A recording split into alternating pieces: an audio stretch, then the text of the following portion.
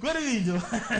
Ingeyo nitie nyaka ing'e idea behind gigi. Yes. Nitie kuonde mogolo ushuru. Wang'eyo nitie jowa mang'eny maloso kombe, maloso dirisha, maloso gimetimo metal works. Especially joluo timo gigi yo maber serious. Kada jo prison. Bantu so nitie joma golo gigi oko, ma import gi oko. Koro waketo ushuru e importation mag gigi. Mondo wa discourage joma biro golo gigi oko kele Kenya. Koro wabomiyo jo Kenya ka biashara. Namba 2, okango ni, okada wuoyo marach, ada wuoyo kaka jaluo kawuono, okada wuoyo kaka jakenya kwanza.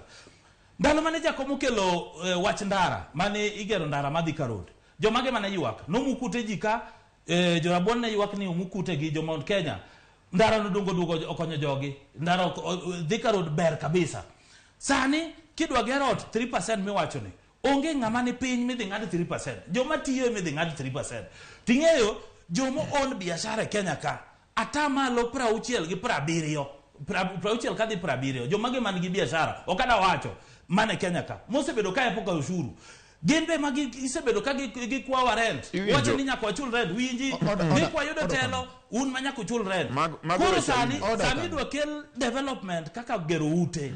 Wadhi bedo gi competition joma gi plot go. Wabedo jowa kata jo moko sebedo ka onge ot bedo gi ot. To ni kokele kaka so ni itimo housing onde kata Homa Bay. Odni jo okango gino nego genia advantage mane mobiro go. Advantage mane. Okango ntiere gi point of order. Mr. Okango.